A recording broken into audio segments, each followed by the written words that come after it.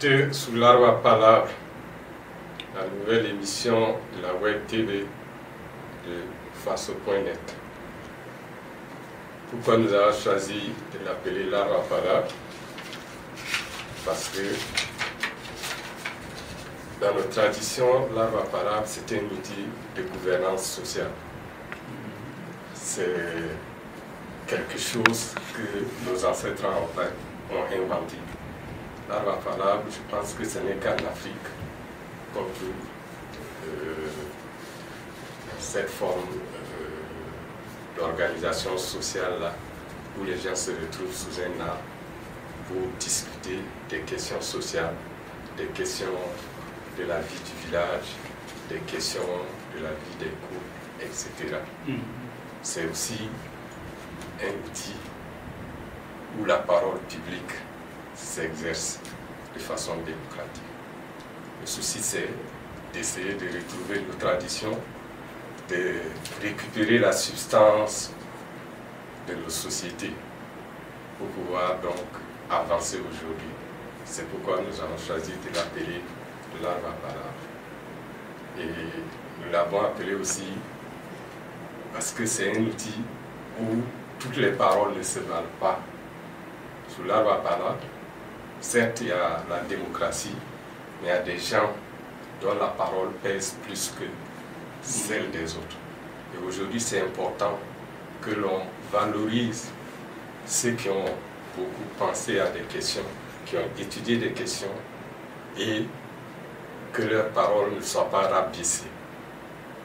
Donc aujourd'hui, nous recevons quelqu'un qui a réfléchi sur les mathématiques, qui a réfléchi sur nos sociétés et l'enseignement des mathématiques. Je vous présente le professeur Khalifa Traoré, qui est notre premier invité. Nous le remercions beaucoup pour avoir accepté de parler dans notre émission. C'est pas facile aujourd'hui. Il y a beaucoup de gens qui ont peur de prendre la parole dans les médias. Mais nous le remercions pour ce courage-là. Qui est le professeur Khalifa Traoré? Il est enseignant à l'université Norbert Zongo de Koulou et précisément à l'école normale supérieure. Et il est enseignant de mathématiques, je l'ai dit, et de didactique.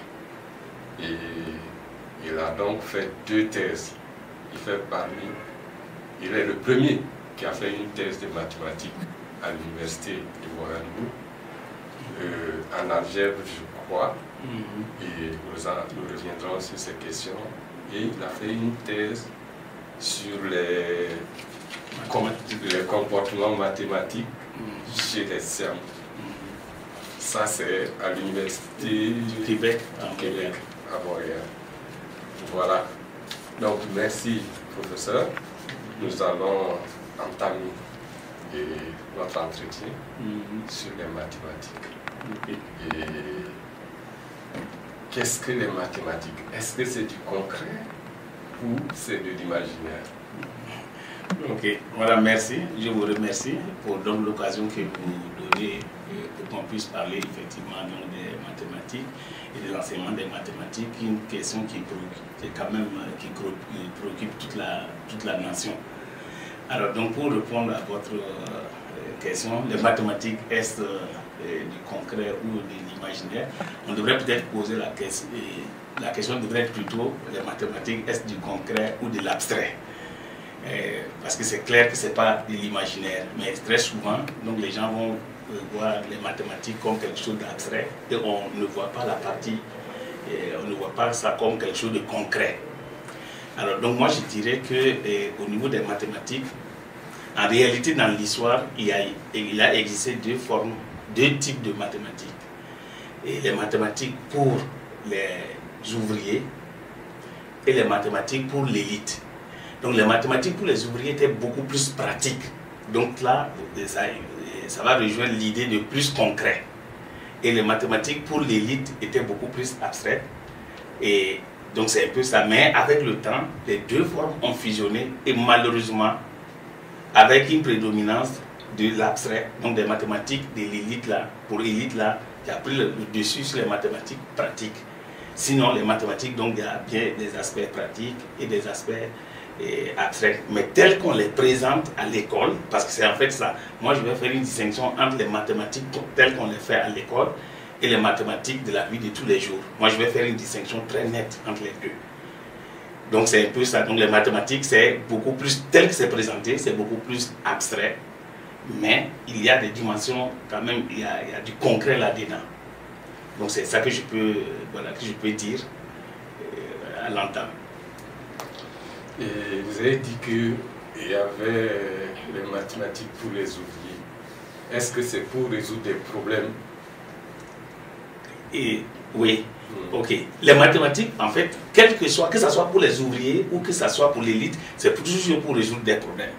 Ça, c'est sûr. Les mathématiques, tous les concepts mathématiques ont été créés ou inventés pour résoudre des problèmes. Les problèmes peuvent être à l'intérieur des mathématiques, comme les problèmes peuvent être à l'extérieur des mathématiques.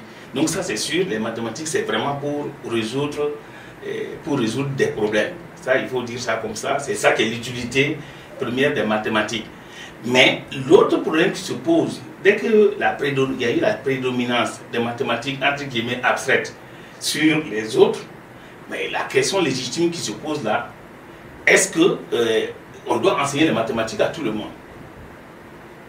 Bien sûr, la réponse est oui, mais c'est quelles mathématiques il faut enseigner à tout le monde?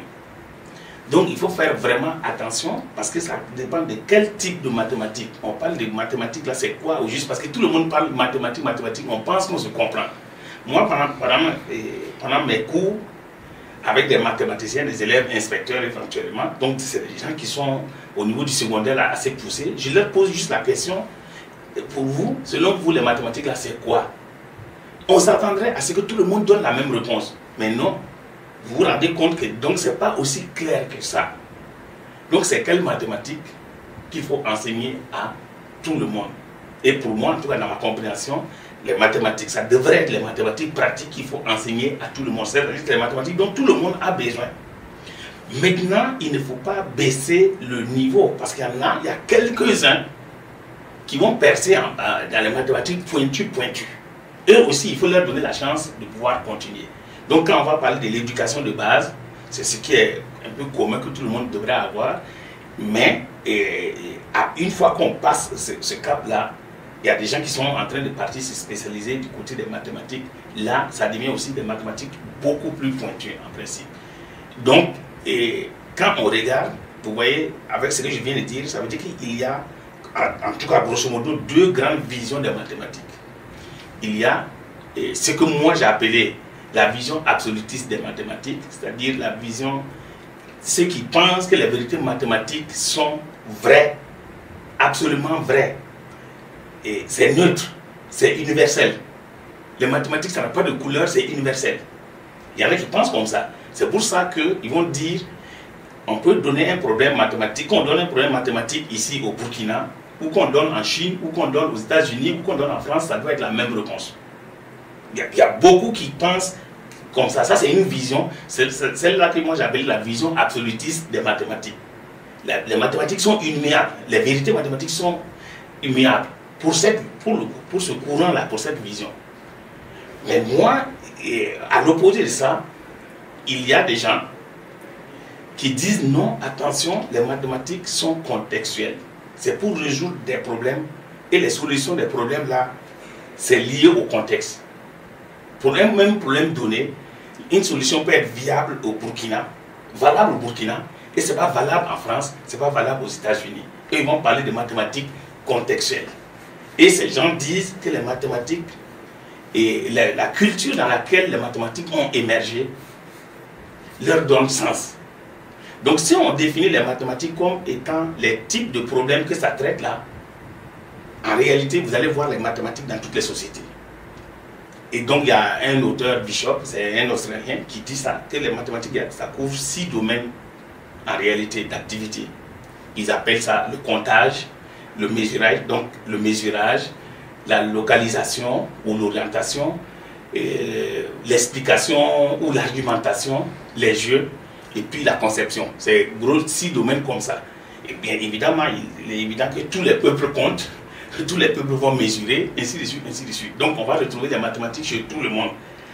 Maintenant, moi, dans mon travail, habituellement, je dis, donc il faut partir chercher les mathématiques des peuples là, pour revenir rejoindre un peu les mathématiques de l'école. Parce que les mathématiques, les gens retiennent, est-ce que c'est les X, Y là qui constituent le tout des mathématiques? C'est ça en fait la difficulté. Quand les gens disent les mathématiques c'est difficile, moi je pose toujours la question, c'est quelle mathématiques vous parlez? Donc voilà un peu, en termes, vous voyez que donc ça demande une prise de position épistémologique à l'égard même des maths. La vision même des maths là, ça demande cela. Il faut que les choses soient clarifiées. Parce que si les gens pensent qu'il n'y a que mathématiques en classe, alors que moi je dis qu'il y a les mathématiques partout, s'il n'y a que mathématiques en classe, alors pourquoi on va enseigner ça à tout le monde? Si les mathématiques telles qu'on les présente là, il est X, Y là simplement, si c'est ça, tout le monde n'aurait pas besoin de ça. Mais par contre, quand on va prendre, je prends ici, donc même quand vous prenez le bâtiment ici, vous avez plein de mathématiques, vous voyez des figures, et ainsi de suite. Ça, il n'y a pas de problème. Donc il y a des mathématiques un peu partout, mais c'est beaucoup plus les mathématiques pratiques qu'on va avoir. Voilà. On parle souvent de la rigueur des mathématiques. Oui. Qu'est-ce que c'est? Oui, la rigueur des mathématiques aussi, c'est... moi, j'ai dit, par exemple, dans un de mes écrits, j'ai dit qu'il n'y a pas de logique universelle. Parce que quand on parle de rigueur des mathématiques, il faut d'abord s'inscrire dans une posture. Quand on est du côté de ceux qui disent la vérité est absolue, et ainsi de suite, ils vont parler de ça. Mais au niveau de la rigueur, la notion de rigueur varie et dans quelle posture on se trouve. Je donne juste un exemple. Quand je donne les différentes visions, si vous dites, bon, c'est un problème que j'ai fait depuis le Canada, ça fait un peu tout le tour du monde là, mais je vais donner des chiffres plus simples à comprendre pour éviter certaines difficultés. Donc, si je dis par exemple 5 mangues coûtent 200 francs, combien coûte une mangue? Tout de suite, nous tous qui avons été à l'école, on a une idée, hein? Chacun pense à 8 francs. Bon, du moins, j'ai dit 8. Si j'ai dit 5 mangues coûtent 40 et 200 francs, chacun pense tout de suite à 40 francs, puisqu'on divise simplement les 200 par 5. Mais vous voyez qu'à aucun endroit, je n'ai dit que toutes les mangues là avaient le même prix. Mais quand vous sortez au bord de la route là, vous allez voir les femmes là mettre les tas de mangues, tant de mangues à tel montant. Mais quand vous voulez prendre une mangue simplement, la manière de donner le prix là, c'est pas une division directe. Mais si vous êtes focalisé que c'est parce qu'elle ne sait pas faire la division, vous allez la mettre en erreur, alors que non, c'est pas la même logique.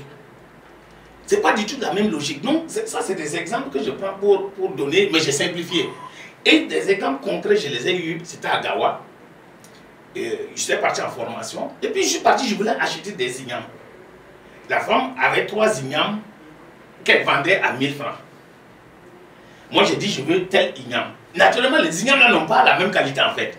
Quand j'ai dit je veux tel igname, elle a dit non, elle ne vend pas. Bon, comme nous sommes des parents à plaisanterie, j'ai commencé à l'insulter, j'ai dit mais toi tu es idiot, tu peux me dire l'igname là c'est 1000 francs. Quitte à ce que moi je refuse pour dire que c'est trop cher, mais comment tu peux dire que tu ne vends pas? Donc je pensais qu'elle plaisantait, mais elle est au sérieux. Donc j'ai pris les 3 ignames, je lui dis, pour la faire raisonner, je lui donne les 1000 francs. Elle prend, je lui dis, mais les 2 autres là, que je ne veux pas là, je lui remets. Elle me dit jamais donc de reprendre mon argent. Bon, malheureusement, je voulais partir étudier les réponses, la réaction de cette dame là, en réalité se trouve dans leur culture. C'est pas l'histoire de chercher commerçant là, chercher l'argent seulement, c'est pas ça. Donc, mais quand vous voulez analyser le raisonnement, c'est des mathématiques ici. Mais si on veut faire le raisonnement, vous risquez de dire que non, c'est parce qu'elle ne sait pas faire la division, elle ne sait pas faire. Il y a d'autres choses qui viennent influencer donc, la réponse. Donc, si vous regardez, vous allez dire là-bas que ce n'est pas rigoureux par rapport à quoi? Donc, c'est un peu. C'est pourquoi j'ai dit qu'il faut se placer dans. Il faut normalement se placer dans un contexte donné pour bien comprendre. Donc, c'est un peu ça. Mais dans tous les cas, il faut des principes. Pour moi, la rigueur, là, ce n'est pas la rigueur telle que les gens disent là, mais il y a des principes qu'on doit avoir. Et donc, quand on est dans ces règles-là et qu'on fonctionne dans ces règles, en ce temps, pour moi, on respecte comment vous appelez ça? On respecte donc la rigueur. La notion de rigueur en recherche, là, qu'on soit en recherche qualitative ou en recherche quantitative, c'est pas vraiment tout à fait la même notion. C'est un peu ça. Voilà. Okay. Donc les mathématiques, elles servent à quoi en fait? Oui, j'ai dit les mathématiques servent à résoudre des problèmes. Ça, j'ai déjà dit ça. Oui. Les mathématiques servent vraiment à résoudre des problèmes et à forger l'esprit, il faut dire ça comme ça. Et ensuite, elles sont beaucoup utilisées dans les autres sciences. Ça, il ne faut pas oublier ça. C'est-à-dire pratiquement toute la technologie, quand vous regardez toute la technologie, la base là, c'est les mathématiques. Voilà, ça c'est au moins...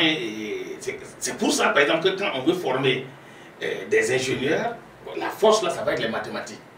Il y a beaucoup de domaines, c'est un peu dans ce sens-là. J'ai dit, par exemple, après ce qui est en train de se passer en Ukraine, par exemple, ils sont en train de presque tout détruire là-bas, mais ils auront besoin d'ingénieurs pour construire après.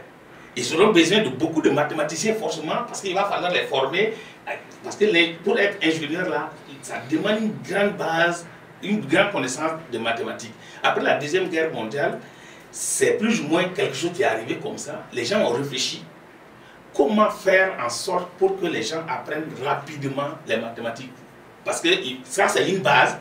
C'est-à-dire c'est le prérequis pour pouvoir continuer à faire les études d'ingénieur. Donc les gens ont réfléchi, ils ont trouvé des formules. C'est dans ça que les mathématiques modernes sont venues. Mais quand les mathématiques modernes sont venues, ça a donné peut-être, d'un point de vue didactique, la catastrophe. Parce que ça a perdu tout son sens. Puisque l'objectif là, c'est de former, de faire apprendre les choses rapidement. Donc les gens manipulent des X, des Y et autres là, de quoi il s'agit, on ne sait pas tout à fait ça. Alors qu'avant, c'était petit à petit, et la symbolisation venait beaucoup plus tard. Donc c'est un peu ça. À quoi ça sert les mathématiques? En tout cas, je veux dire, dans la technologie aujourd'hui, presque rien ne peut se construire sans les mathématiques. Merci. On va rentrer dans le domaine qui vous est le plus cher maintenant. La didactique, c'est ça, hein? Oui.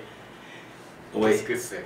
Voilà, donc la didactique des mathématiques ou la didactique des disciplines, parce que c'est comme ça, la didactique des... Mais moi j'ai fait didactique des mathématiques. Bon, vous allez trouver d'autres personnes qui ont fait didactique du français ou ainsi de suite. Donc la didactique de façon générale, donc ça va être le domaine qui étudie, c'est la discipline qui étudie tous les problèmes liés à la question d'enseignement, apprentissage d'une discipline donnée. Je dis bien toutes les questions liées à... Donc, par exemple, quand vous savez bien que si quelqu'un n'est pas motivé pour apprendre quelque chose, ça ne passera pas. Donc, ça veut dire que dans la didactique, là, motiver pour qu'il puisse... pour que l'apprenant soit intéressé, ça va faire partie. Donc, quand la personne ne connaît pas non plus le contenu, je parle des enseignants, il ne pourra pas bien donner ses cours parce qu'il ne connaît pas le contenu. Donc, côté didacticien, il y a la discipline qu'il doit connaître et il y a aussi tout ce qui est lié aux méthodes et techniques. Et de même que toute la philosophie et l'histoire des disciplines. Puisque, comme je l'ai dit, tous les problèmes, du moins tous les concepts mathématiques ont été créés pour résoudre des problèmes. Et dans l'histoire, quand on inventait ce concept-là, il y a eu des problèmes des fois. Donc, quand on connaît pourquoi ce concept-là est venu, ça peut aider l'enseignant. Ça peut motiver même l'élève à mieux apprendre. Au lieu de dire qu'on apprend la chose pour apprendre la chose simplement. Donc, je donne un exemple. L'histoire du zéro, toujours, que je prends. L'histoire du zéro.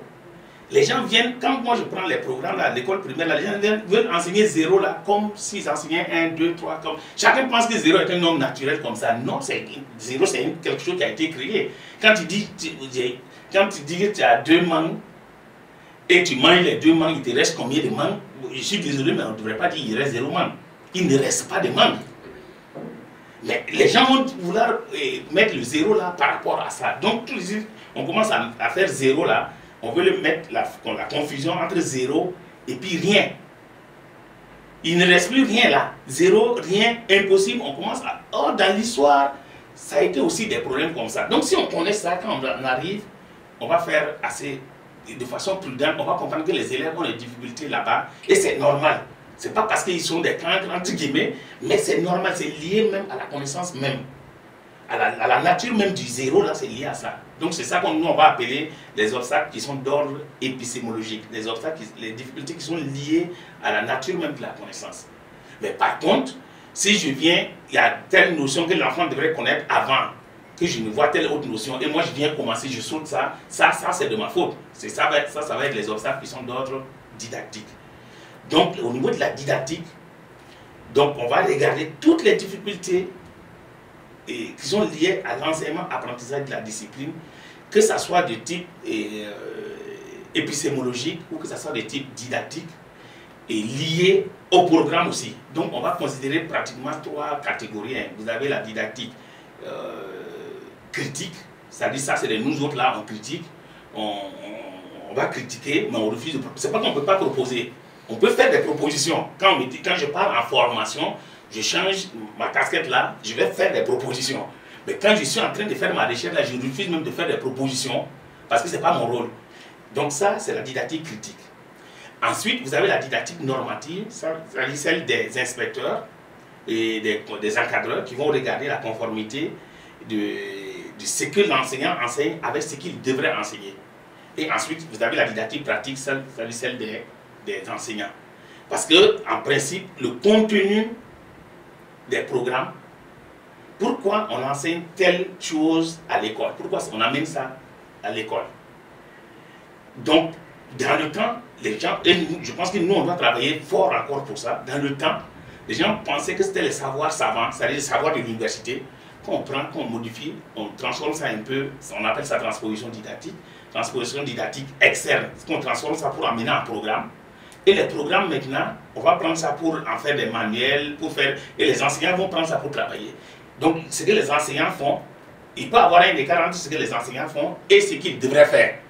Ce qui est prévu là. Donc là, cette partie-là, on va appeler ça transposition didactique et interne, parce que ça se fait en classe. Mais aujourd'hui, tout le monde est d'accord que non, tous les savoirs enseignés en classe n'ont pas leur origine dans les savoirs savants. On doit nécessairement prendre en compte les pratiques sociales de référence. Donc maintenant, nous parlons des savoirs locaux. C'est-à-dire qu'il faut qu'on prenne notre culture là-dedans. Sinon, si on ne prend pas notre culture là-dedans, quel que soit ce qu'on fait, pas mal seulement, hein, quel que soit ce qu'on fait, on doit prendre les savoirs locaux là-dedans. En tout cas, on doit prendre notre culture à l'intérieur, les pratiques sociales de référence. Sinon, ce qui se pose comme problème, beaucoup de gens ont dit que nos systèmes éducatifs formaient des extraterrestres pratiquement. Ça, c'est Kizerbo qui le dit. Et quand on forme des extraterrestres pratiquement, parce que on les forme, ils sont inadaptés pour la société. Quand ils sortent là, vous sortez, on étudie jusqu'en maîtrise là. Quand vous sortez en maîtrise là, il faut que vous partiez faire encore une formation pour pouvoir travailler. Alors, il y a un certain nombre de choses qu'on devrait pouvoir mettre en tête, en pratique, pour que les sortants de l'école puissent répondre plus facilement aux besoins de la société. Donc, dans la transposition didactique, dans la curricula, nous disons qu'il faut absolument prendre les pratiques sociales de référence pour les inclure. Donc c'est dans ce sens-là que l'histoire, vous arrivez à moi, mes travaux au niveau de la didactique, et mes travaux qui sont sur les savoirs, les connaissances mathématiques contextuelles en fait, mais en milieu siamo. C'est-à-dire qu'est-ce que les siamo, voilà, dans leur pratique au quotidien, il y a certaines pratiques qu'on va voir où il y a des mathématiques, comment on peut prendre ça pour venir améliorer l'enseignement, l'apprentissage à l'école. Voilà un peu, donc un bon enseignant, il y a 3 composantes toujours. Il y a toujours la composante disciplinaire, la composante didactique et la composante pédagogique, parce qu'il y a une différence entre pédagogie et didactique. La composante, quand vous avez la production d'un élève, on prend la copie d'un élève, c'est la composante disciplinaire là, qui va voir l'erreur de l'enfant. Ici, là, c'est faux. Très souvent, les profs, là, ils barrent et puis ils continuent. Non, le bon enseignant ne devrait pas barrer et puis il continue. Ici, c'est faux. Là, c'est la composante disciplinaire qui lui a permis de voir ça. La composante didactique permet de voir pourquoi c'est faux. Qu'est-ce qui s'est passé dans la tête de l'enfant là? Quelle est la logique qui est derrière l'erreur? Parce que tant que vous n'avez pas vu ça, vous ne pourrez pas aider l'enfant. Donc, quelle est la logique? Vous voyez, aux examens, quand les gens disent ils font des perles, moi, en tant que didacticien, ça me fait pleurer. Parce que non, les perles, on ne devrait pas parler. Parce qu'on a pris ça comme ça. On ne sait pas ce qui s'est passé dans la tête de l'enfant. Ça fait rire tout le monde. Alors que s'il l'explique, vous allez vous rendre compte deux fois même qu'il a raison. Deux fois même, il a raison. Mais parce que c'est vous qui vous avez vu la production, il y a une codification que vous avez suivie. Bon, il n'est pas dans ces règles-là. Bon, ça code ça, donc on parle et on continue. Ça, c'est le travail donc, du didacticien de voir la logique qui est derrière l'erreur. Et ensuite, le pédagogue là va voir maintenant quel mécanisme on met en place pour pouvoir aider l'enfant. Donc ça fait que normalement, un bon enseignant, vous avez les 3 composantes. Voilà, donc c'est un peu ça. Ok. Et donc, on va revenir sur votre première thèse. En algèbre, qu'est-ce que vous avez démontré? Je ne sais pas, à part... Oui, ok. Alors, donc, ça c'est déjà en 90, hein, et c'était la première thèse, effectivement, de mathématiques organisée à l'Université de Ouagadougou. J'ai travaillé sous la direction du professeur Akri Koulibaly, paix à son âme, et donc quand même des pionniers des mathématiques au niveau du Burkina. Alors, j'ai travaillé sur la cohomologie des algèbres de Malesherbes. Alors, je me rappelle que la veille de la soutenance, quand j'ai fait l'entraînement avec le professeur Koulibaly, et il m'a dit, bon, tu vas faire la soutenance, quand tu vas finir le jury va partir pour délibérer, mais tu vas rester avec l'assistance, il y aura la presse, il y aura tout, puisque c'est la première thèse. Mais on va donner la parole à l'assistant, les gens vont poser des questions, et tu dois répondre, mais eux, ils ne seront plus là. Donc quand il m'a dit ça, je lui ai dit, mais les gens vont me demander à quoi ça sert. Lui, cette question-là, ça l'a étonné. Il dit, pourquoi on va poser ça? J'ai dit, mais c'est évident, le commun des mortels, il va dire, mais tout le monde dit, c'est bien, mais à quoi ça sert? Moi, je dois soutenir ma thèse. La veille, je ne sais pas à quoi ça va servir. Mais bien sûr, je vous ai dit qu'on crée toutes les théories et les concepts là, c'est pour résoudre des problèmes. J'ai dit, les problèmes peuvent être à l'intérieur des mathématiques ou à l'extérieur des maths. Mais quand les gens posent la question à quoi ça sert, c'est pour des problèmes hors des maths en réalité. Moi, quand j'ai travaillé, c'est pour des problèmes à l'intérieur des maths. Donc quand on commençait, dans ma thèse, là, ça commence dans tout ce qui suit, quand désignera un corps de caractéristiques différentes de 2. C'est fini, dès qu'on a écrit ça, tous les noms initiés là, c'est terminé. Si tu n'es pas, même au niveau de la maîtrise de mathématiques, tu ne peux plus comprendre la suite. Alors que quand on est en sciences sociales, vous voyez qu'on écrit pour voilà, n'importe qui doit pouvoir prendre, lire, et puis bon, il essaie quand même de comprendre. Mais en maths, là, on n'écrit pas pour les initiés. Donc, j'ai travaillé sur la cohomologie des algèbres de Malesherbes. J'ai passé maître assistant les premiers grades universitaires en tant que mathématicien, donc de ce côté. Et après, moi, on m'a envoyé à Koudougou pour former les futurs inspecteurs et conseillers pédagogiques, mais en didactique. Et j'avoue que quand moi je partais à Koudougou, c'est en 1996, quand je partais à Koudougou, je ne connaissais pas. J'étais censé être le professeur de didactique, mais je ne connaissais pas ce que c'est que la didactique en tant que discipline. Ça veut dire quoi? Que les décideurs, eux-mêmes, la représentation qu'ils avaient, ils pensaient qu'il faut être seulement un bon mathématicien, parce que bon, les gens disaient à toi que j'étais un bon mathématicien.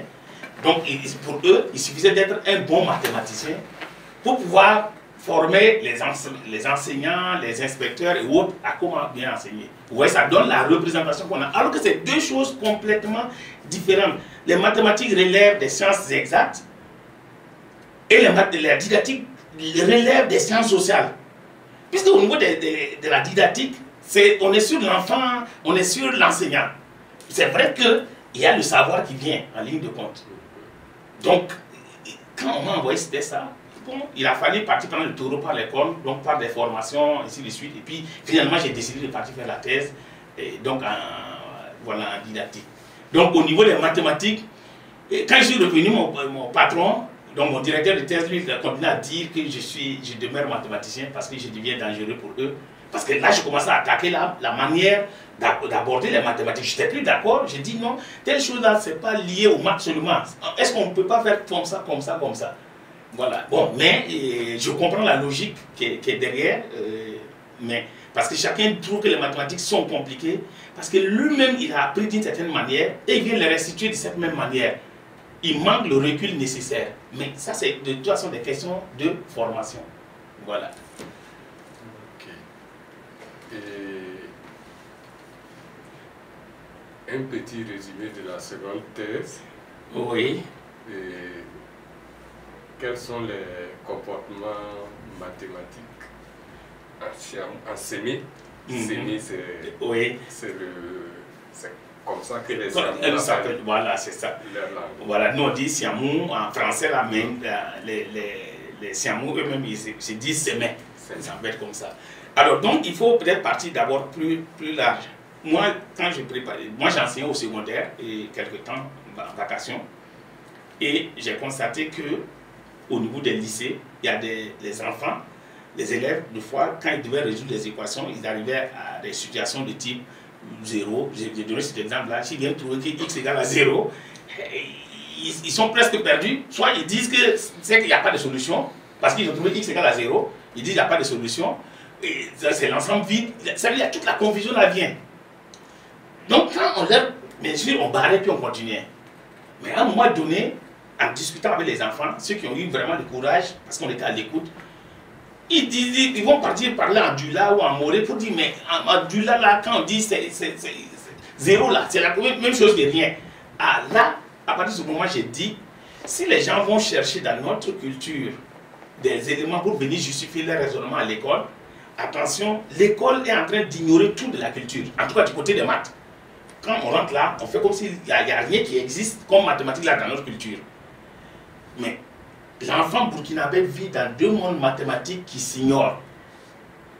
Les mathématiques de la vie de tous les jours là, genre l'exemple des mangues que je viens de vous donner, la solution que j'ai donnée là, si vous dites il y a 5 mangues qui fait 200 francs là, et vous demandez, dans la vie concrète là, vous venez vous demander, vous voulez une mangue, et que la personne vous dit de payer 50 francs, c'est tout à fait normal ça. Je parle de la vraie vie là, il n'y aurait aucun problème. Mais par contre, si l'enfant donne cette solution-là à l'école, ben, tout le monde va se mettre à rire. On va dire que c'est les perles. Donc la réponse de l'école, c'est 40 francs. Il n'y a pas autre réponse, c'est 40 francs à l'école. Mais dans la vie de tous les jours, en réalité, comme on négocie, en fonction de la qualité de la mangue là, il va dire son prix. Si tu veux, tu prends. Si tu veux pas, si tu veux, tu prends les 5. Mais si tu veux une là, on va te dire cette mangue là, c'est tant. Donc, moi j'ai dit que les mathématiques donc, de la vie de tous les jours et les mathématiques de l'école là pouvaient se contredire. Et quand ça se contredit, vous voyez que ça va donner tout le temps de l'incompréhension. Donc, moi j'ai dit comment faire pour approcher les deux mondes. En fait, c'est les questionnements de départ comme ça. Ça a été très difficile d'abord avant qu'on trouve l'histoire des 5 mangues et quoi là. Parce que quand j'avais posé le problème que les deux mondes peuvent se contredire, c'était au Canada. Et ils ne connaissent pas notre contexte ici. Ils m'ont dit il faut que je trouve un exemple concret. Si je n'ai pas un exemple là, je fais une. Donc, c'est ça que je suis venu trouver. Et j'ai posé effectivement ce problème à des enseignants de l'université, à des enseignants du secondaire, à des enseignants du primaire et à des instituts et à des paysans. C'est les paysans ceux qui trouvent. Puisque les autres on a été formatés à l'école. Et nous on est avec les X. C'est que quand vous avez dit 5 mangues coûtent 200 francs, directement nous on met 5X égale 200. Nous on a habitué à nos X. Les autres, vous voyez que dans le contexte là, voilà, ils ont trouvé ça. Donc quand j'ai dit ça, ils ont dit ah oui, donc c'est vrai, il y a des exemples qui peuvent montrer. Donc, et c'est là que la thèse est partie.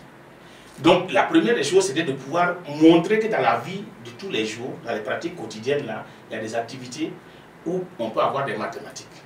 Donc c'est dans ce sens-là, tout le monde sait, dans toute l'histoire de vente au marché là, ça c'est clair tout de suite que les gens vont voir. Ils vont mesurer, quand ils doivent acheter par exemple le 1000, vous voyez qu'on ne va pas compter les graines de 1000, ils vont mesurer, ils vont faire des choses, mais par contre quand on veut vendre des mangues, vous voyez qu'on ne pèse pas, mais on compte. Et puis bon, il y a aussi la construction des cases, et cases rondes, cases rectangulaires, et puis bon, la toiture. Donc je suis arrivé à faire sortir les mathématiques là-dedans, qui étaient dedans.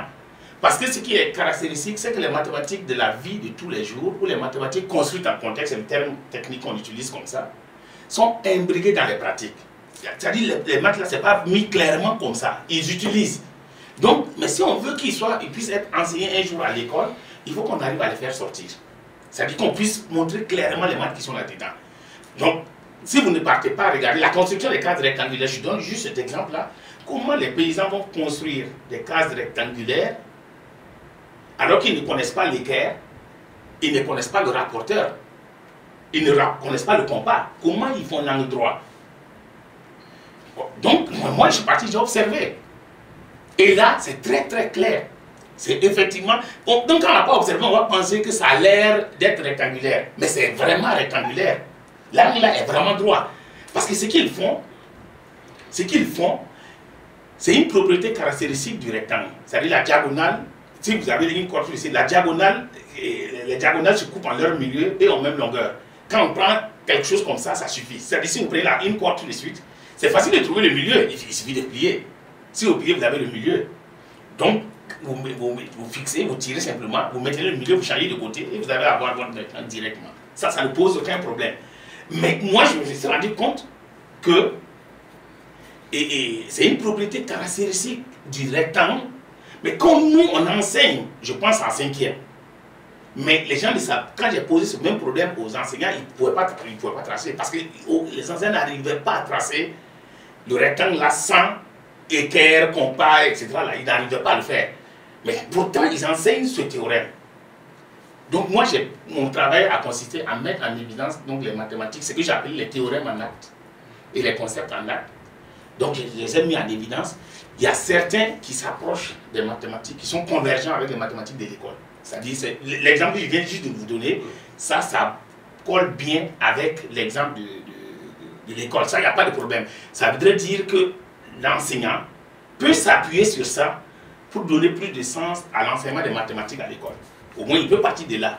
Et d'ailleurs, c'est un de mes étudiants qui a fait son doctorat sur ça. Parce qu'à Côte d'Ivoire, on a ouvert, quand moi je suis rentré en 2000, je suis rentré juste après la thèse, en 2009, on a ouvert le laboratoire. Et donc, j'ai un étudiant qui a soutenu sa thèse. Lui, il est parti sur mes travaux. Puisque moi, j'ai montré simplement que ça existait. Et j'ai dit, en principe, on doit pouvoir les utiliser en classe. Lui, il est parti prendre ça et il les a utilisés en classe. Et lui, c'est ça qui est l'objet de sa thèse. Il a fait des publications avec. Donc, ça, c'est des exemples. Mais, deuxième autre exemple, c'est que on peut avoir les cas où il y a un écart. C'est-à-dire, entre la vie de tous les jours, là, ce qui fonctionne, et la réponse de ce qui est de la vie de tous les jours, c'est différent de ce qui est à l'école. Donc, à partir de ce moment, ça doit pouvoir nous aider à comprendre les difficultés des élèves. Donc, dans tous les cas, ça nous aide à comprendre en tout cas l'enfant.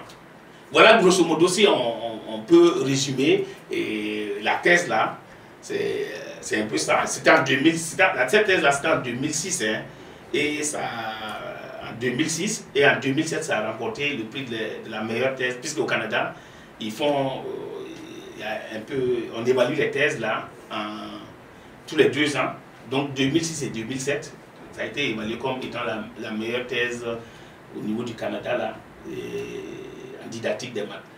Donc c'est un peu ça. Bon, ça a été publié comme sous forme de livre, mais malheureusement, il n'y a rien ici, puisque dès que c'est sorti là, tout est parti. Donc tout est parti. Mais le livre, c'est intitulé des mathématiques chez les paysans. Le livre, le titre du livre là, c'est ça. Mais c'est parti vraiment. Je ne crois pas que le livre, quand c'est sorti là, je ne crois pas que ça ait fait 2 ans, on ne pouvait plus le trouver. Donc, c'est un peu ça. Ok. Et je disais qu'on allait vous demander de faire le résumé de cette thèse-là, sur la didactique-là, en Siamou et en Djoula. Moi, je ne comprends pas bien Djoula. Hein. Vous ne comprenez pas Djoula, vous comprenez quelle autre langue? Siamou. Siamou. Non, bon, Djoula, je me débrouille, mais bon, quand c'est les termes techniques, là, c'est ça. Ok, bon, il n'y a pas de problème. On peut commencer en Siamou. De toute façon, quel que soit ce que je dis, vous ne comprenez pas. Voilà, donc, normalement, c'est ça, on a géré mon donc mon dossier mathématiques calcul Canada à notre damani comme donc mon débat moment c'est que c'est mon Dieu on va y a c'est dit mais mon défenseur mon d'un ngado loqué et karami kalto faut que c'est fouiller mais télé en guest game on est bivu de non donc il faut gagner ensuite c'est mon sein lors ton femme to lors nous ton femme to bien par là ou bien avec les femmes to faire le clair ils m'ont mathématiquement ni yo mais c'est mathématique et maintenant mais n'a fait pas non bar le chien la coule mon la coule chien tachine à la qu'est-ce que ça retient donc grosso modo quand le monument de fois faisait se manier non quand nous avons tout mon temps donc n'a rien dire mon toujours mais mon continuer chien il est bar à mon faut que mathématiquement mais il est bar mais pour chien discipline même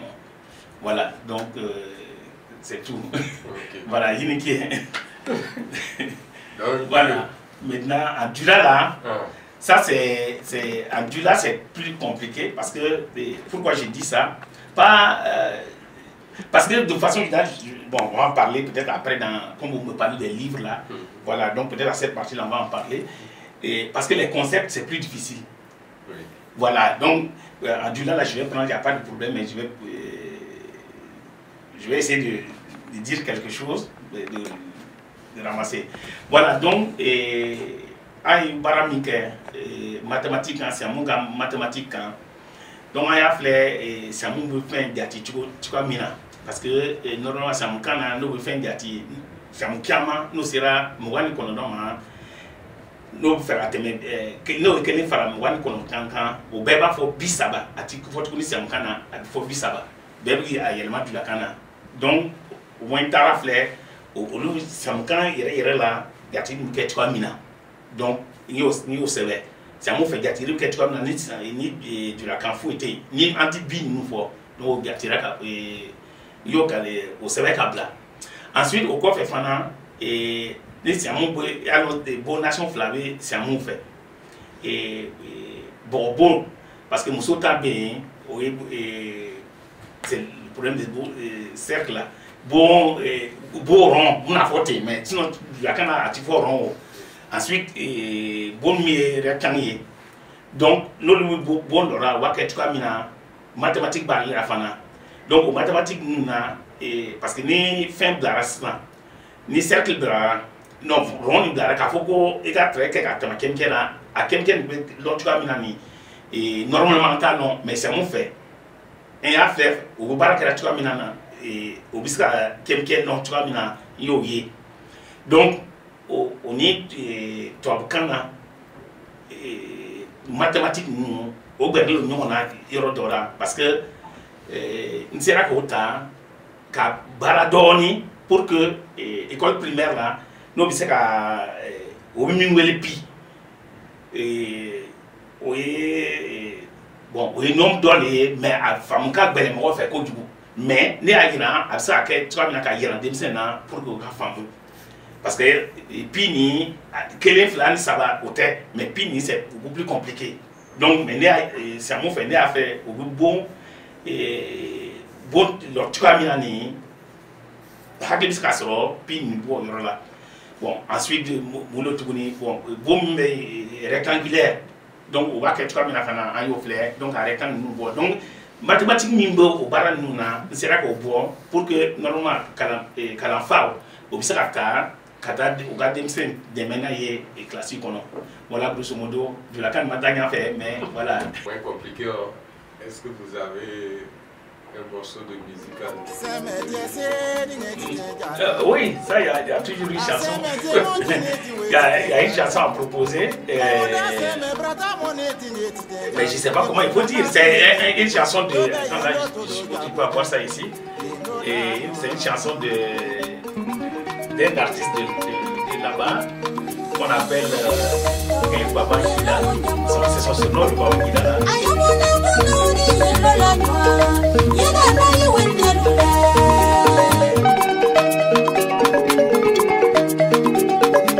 Tato mondie ni tete mon pondere koma iwe ti denja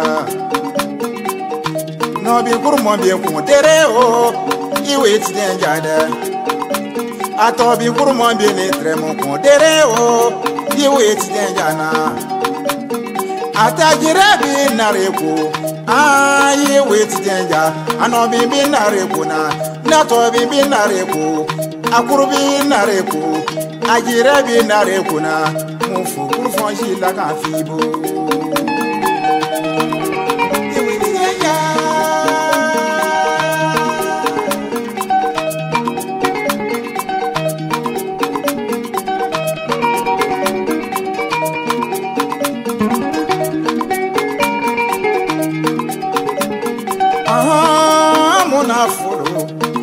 de munafolo Yaku nimero de munafolo Yakuba nimero de munafolo Ablaye baro munafolo Ye klenyoni tane folo Brema kona de na folo Ye kun klenyoni tane folo Jama vuara Professeur Khalifa Oh mone ye folo Ye kun klenyoni tane folo.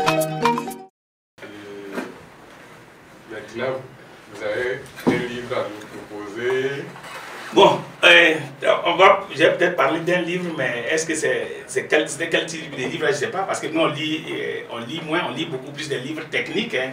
Donc moi, le livre que j'allais proposer, c'est un livre c'est Henri Tourné, c'est un scientifique, donc c'est un peu de ça, Henri Tourné, qui a parlé un peu de la transmission des savoirs locaux. Vous voyez que quelque part là, c'est mon centre d'intérêt. Ça touche un peu, voilà, ça touche un peu ça. Et ce qui était intéressant, parce que j'ai choisi ça, parce que là, quand il travaille là, il met les mathématiques de côté. C'est-à-dire, il dit ce qu'il lui va présenter. Mais comme moi, j'ai travaillé sur les mathématiques, donc moi, ça m'intéressait de voir, quand ce n'est pas les mathématiques, est-ce que c'est la même stratégie, est-ce que, voilà, c'est un peu ça. Et il a fait ça, c'est pour il s'est basé sur des trucs au niveau du Cameroun, la langue Peul. Ça m'intéressait aussi parce que ce n'est plus l'histoire du Siamou, etc. Puis c'est le grand principe que je veux voir. Je veux voir qu'est-ce qu'il y a un dénominateur commun. Et après, donc je me rends compte qu'effectivement, au niveau de la méthodologie, c'est assez intéressant. Mais c'est les interprétations, c'est différent parce que eux, ils sont je pense que c'est un Français. Ils n'ont pas forcément le même référentiel d'interprétation. C'est-à-dire les faits sont pareils, mais comment lui va interpréter ou comment moi je vais interpréter, ça ne va pas être la même chose. Donc c'est un peu dans ce sens-là. Et effectivement, pour que les traditions, les savoirs locaux puissent venir à l'école, qu'on puisse les transmettre à l'école, moi c'est ma conclusion aussi, je dis qu'il faut faire de la recherche sur ces choses-là pour expliciter les savoirs qui sont là. Parce qu'à l'école, les savoirs qu'on enseigne là, c'est des savoirs explicites. Et alors dans nos traditions, je donne un exemple, quand vous prenez un forgeron, tout ce qui se transmet de père en fils là, quand vous regardez, c'est ce que Jane Lay va appeler la participation périphérique légitime. Le petit forgeron, quand il naît, il est tout bébé là, il est dedans, il grandit, il ne fait rien. À un moment donné, on lui dit, par exemple, il joue dans la cour, il voit que dans la forêt là, il y a le feu, il y a du bruit, on n'a pas besoin de lui dire ça. Vous voyez qu'il grandit, il apprend des choses directement. Il y a un moment où on lui dit, amène le marteau. Il n'amène pas le marteau, il amène une pince. Quand il amène, on lui dit, ah non, ça c'est pas le marteau, c'est une pince. C'est à ce moment-là qu'il est en train d'apprendre le vocabulaire. Donc, la participation périphérique légitime, quand vous regardez, dans ce système-là, on n'échoue presque pas. Quelqu'un va apprendre plus vite que d'autres, mais en réalité, le déchet là, l'école qu'on a à l'école là, il n'y a pas ça tellement. Donc, il faut faire de la recherche pour voir exactement ce qu'il y a, pour sortir ce qui est rationnel là-dedans, ce qui n'est pas rationnel, ainsi de suite. Mais attention, en voulant éliminer deux fois ce que vous appelez n'est pas rationnel, et vous pouvez tout foutre en l'air, parce que tout est important en réalité.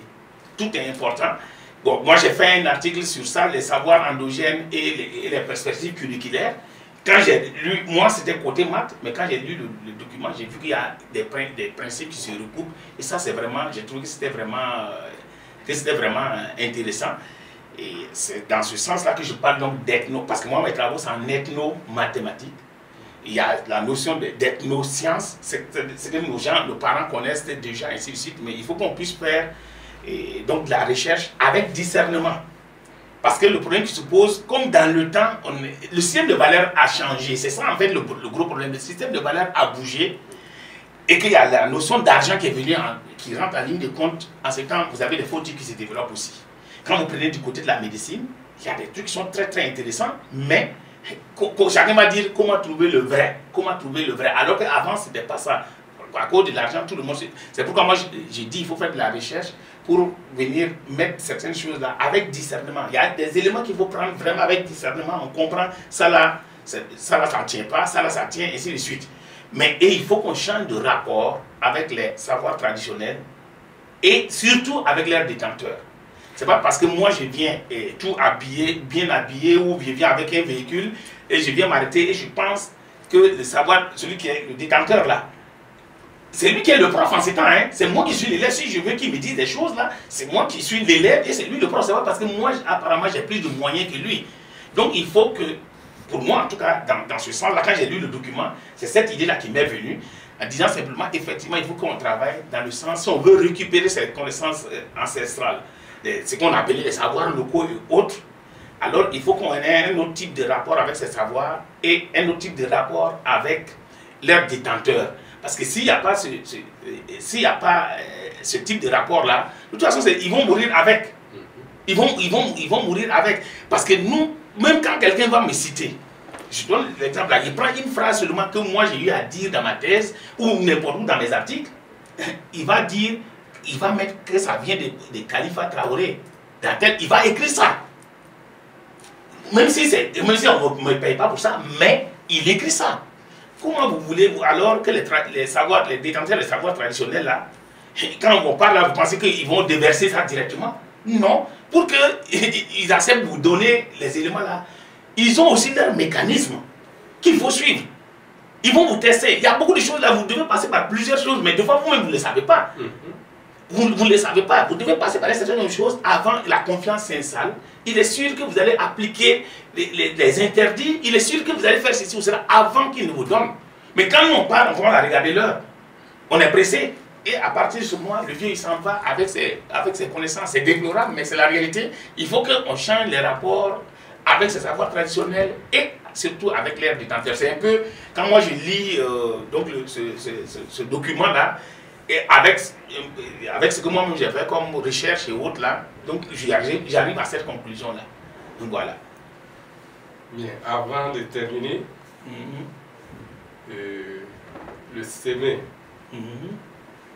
c'est une langue mandingue ou c'est une langue? Oui, c'est ça le problème. Avant, dans les années 80, j'ai un frère qui avait linguistique et puis bon, la conclusion c'était plus ou moins que c'était une langue crue. Mais il y a quelques années, il y a une Française qui a écrit, elle m'a envoyé l'article pour démontrer que ce n'était pas une langue crue. Et bon, donc quand on regarde plus ou moins les choses, ça c'est pas moi en tant que linguiste là, mais j'ai l'impression quand on regarde les coutumes, on regarde ce genre de choses, on s'approche beaucoup plus du peuple mandingue en fait, ça s'approche plus des langues mandingues en réalité. Mais bon, ça il faut que les scientifiques puissent montrer beaucoup plus ça. Et je pense que les Siamois sont même à la recherche de ça, parce que tantôt on entend qu'il y a des Siamois en Guinée, tantôt on a... Mais ça c'est des rumeurs, on ne peut pas compter sur ces choses-là. Il faut qu'il y ait une démarche plus scientifique pour voir exactement. Même s'ils étaient en Guinée, il y a beaucoup de chances que ça soit mandingue aussi. Parce que de toute façon la langue crue là, c'est côté Libéria et la Côte d'Ivoire je crois. C'est un peu ça. Ouais. Voilà, pour terminer, c'est à vous de choisir un sujet qui vous tient à cœur. Oui, et ce que j'allais dire, c'est le sujet qui me tient vraiment à cœur, c'est le problème de réinvestissement des résultats de recherche. Il y a du potentiel, je parle de ce que je sais, notamment en ce qui concerne l'éducation. Ce qui concerne l'éducation, il y a du potentiel à l'école normale supérieure. Les gens font des recherches, moi-même j'ai fait mes recherches, j'avance pour beurrer mon pain, je suis professeur titulaire. Mais c'est vrai que dans mes cours, j'insiste dessus. Dans mes cours, j'insiste sur ces choses-là. Mais quel est l'impact sérieusement là, les résultats des recherches là sur l'éducation directement? Il y en a, mais c'est faible. Et il y a du potentiel en principe à un moment donné.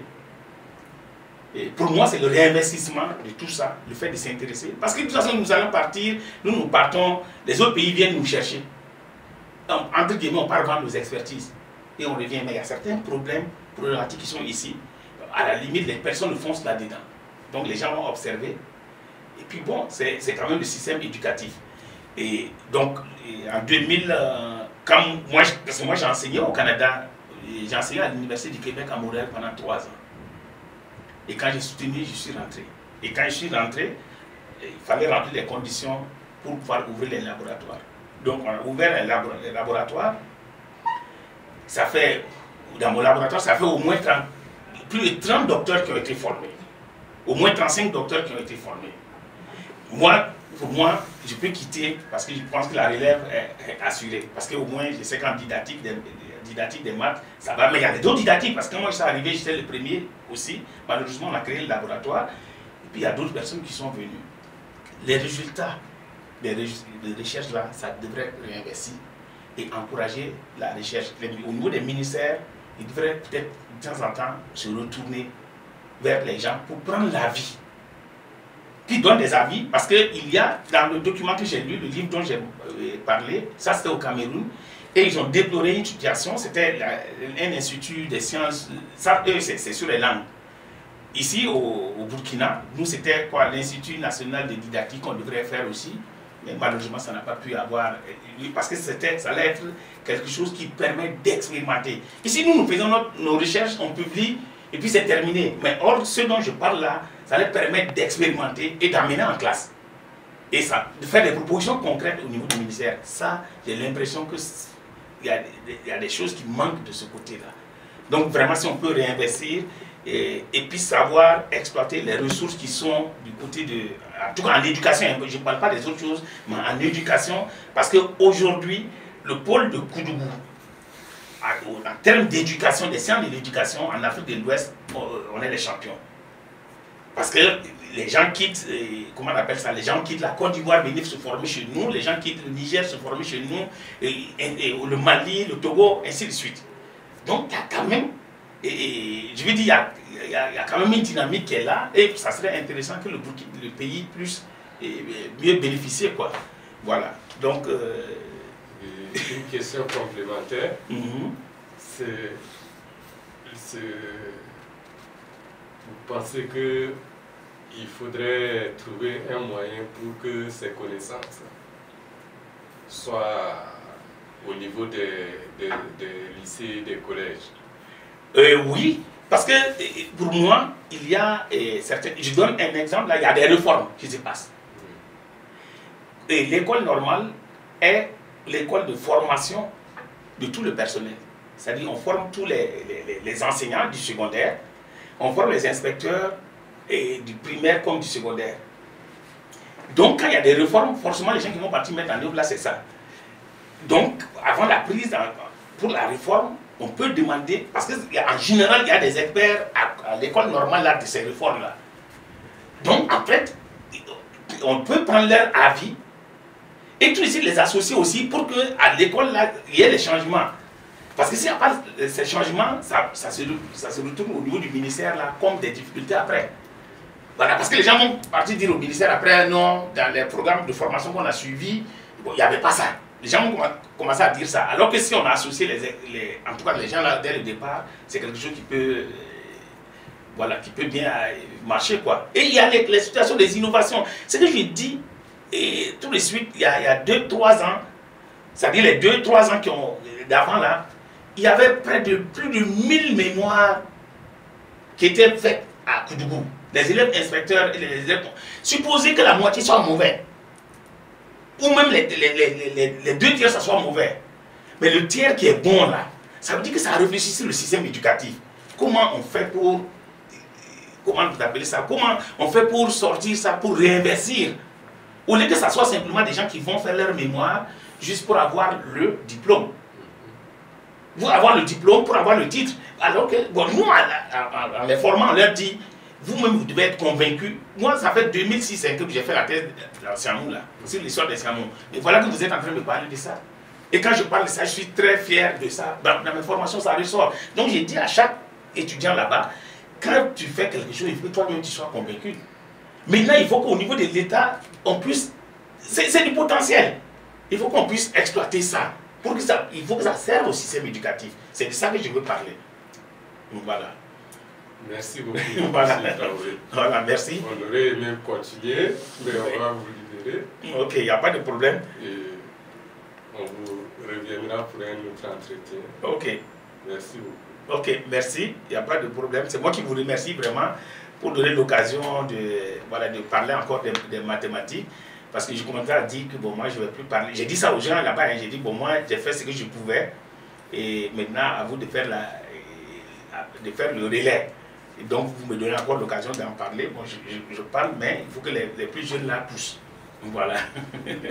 Ok. Merci beaucoup. Merci. Kuchina guli kona yiri ye to obroma kote. Kuchini to obroma kote jili sana bedanama. Guli kona yiri ye. Kuchina guli kona yiri ye to obroma kote. Kuchini to obroma kote jili sana bedanama.